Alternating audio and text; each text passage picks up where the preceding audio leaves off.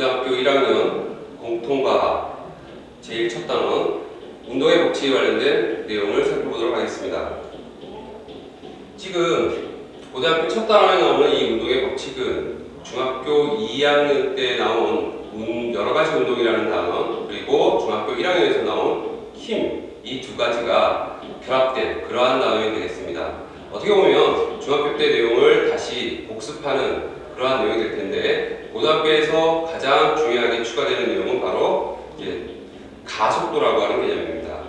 먼저 중학교에 배웠던 내용을 다시 한번 정리해서 살펴보면은, 힘의 정의는 중학교 1학년 교과서에 나와 있습니다. 바로 물체의 모양을 변화시키거나 운동 상태를 변화시키는 원인, 이렇게 정의가 되어 있습니다. 자, 여기서 운동 상태라고 하는 것은 두 가지 용어를 한꺼번에 표현하는 용어인데, 먼저 빠르기, 그리고 방향. 이 빠르기와 방향을 합쳐서 운동 상태라는 표현을 하고 있습니다. 다음, 중요한 내용인데, 힘을 작용하였을 때 나타나는 결과가 두 가지로 구분이 됩니다. 자, 힘을 작용하였을 때 운동 상태의 변화가 있다, 운동 상태의 변화가 없다. 자, 운동 상태의 변화가 있다는 것은 빠르기가 변하거나 혹은 방향이 변하거나 아니면 둘 다 한꺼번에 변하는가, 이런 경우 운동 상태의 변화가 있다라고 이야기합니다. 반대로 운동 상태의 변화가 없는 경우는 빠르기의 변화도 없고 방향의 변화도 없는 경우, 이것을 중학교 2학년 때는 등속 직선 운동이다, 이렇게 불렀습니다. 자, 이 두 가지 경우를 각각 용어를 붙여서 부르게 되는데, 앞서 운동 상태의 변화가 없는 경우는 등속 직선 운동이라고 했죠. 자, 고등학교에서는 등속 직선 운동을 바로 등속도 운동이다, 이렇게 이야기합니다. 그러면 운동 상태의 변화가 있는 경우는 뭐라고 얘기할까? 바로 이 경우가 가속도 운동입니다. 자, 여기서 보면 알겠지만 바로 이 운동 상태다라는 용어를 똑같이 표현하는 것이 바로 속도라는 말입니다. 자, 운동 상태 변화가 없다, 속도의 변화가 없다, 속도가 일정하다 해서 앞에 등자를 붙여서 등속도 운동. 자, 등속도 운동에는 정지 상태도 포함을 합니다. 움직이고 있지는 않지만 정지 상태도, 우리가 벽을 밀거나 땅을 디디고 서 있는 이런 경우에 우리 몸 체중이 바닥을 누르고 있는데, 하지만 바닥이나 벽이 움직이거나 모양이 변하거나 하지 않죠. 하기 때문에 힘이 작용하고 있지만 정지 상태를 유지하고 있는 경우도 등속도 운동이라는 표현을 써서 정지 상태도 포함을 시킵니다. 다음, 자, 이동거리와 변이. 이동거리는 글자 그대로 어떤 물체가 움직일 때 움직여간 총 경로의 길이를 말합니다. 구불구불하게 이렇게 움직여갔다면 이것을 전부 쫙 직선으로 펼쳤을 때의 길이를 의미하게 됩니다. 하지만 변이는 이와 같은 경로의 움직임을 했다고 하더라도, 변이는 시작점과 끝점을 화살표로 표현했을 때 이 길이와 방향을 나타내는 것을 변이라고 합니다. 하기 때문에 변이는 거리만 의미하는 것이 아니라 방향까지 함께 표시하게 되어 있습니다. 이와 같이 우리가 어떤 방향, 물량에서 숫자로만 표현되는 것이 아니라 방향이 중요하게 표현이 꼭 돼야 되는 경우, 그러한 경우를 벡터, 이런 표현을 쓰죠. 벡터량. 또 숫자로만 표현할 수 있는 경우 스칼라량. 질량 같은 경우는 1kg, 동쪽으로 1kg 이런 표현은 없죠. 그렇기 때문에 질량, 시간, 에너지 이러한 것들은 스칼라량에 해당되어 있습니다. 하지만 지금 이 변이는 벡터입니다. 벡터이기 때문에 보통 벡터인 경우는 이렇게 기호 위에